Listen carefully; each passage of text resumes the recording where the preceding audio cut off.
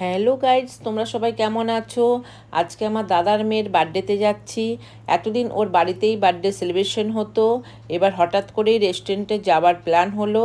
আমাদের কাস্টাবাতে যেহেতু birthday celebration হবে, তাই আমরা একটু দেরি করেই গেলাম, তাও 9টা হবে।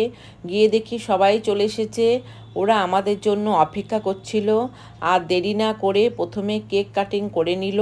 কেক কাটার পর তিতলি ওর মা বাবাকে কেক মুখে তুলে দিল, ওর মাও তিতলিকে খাইয়ে দিল। সেই দিনকে তিতলি কত ছোট ছিল, দেখতে দেখতে কত বড় হয়ে গেল। সময় তো আর কারোর জন্য থেমে থাকে না, বলো বন্ধু। এর মাঝেও আমরা একটু গল্প করে নিলাম। রাত হয়ে যাচ্ছিল বলে খাবার অর্ডার করে দিলাম। আমি বাটার নান আর চিলি চিকেন, আর ওরা বিরিয়ানি অর্ডার করে দিল। প্রত্যেকটা আইটেমের খাবার খুব সুন্দর ছিল। তিতলির ওই মাসির ছেলে, মামার ছেলে, ওরাও সবাই মিলে আনন্দটাকে উপভোগ করছিল।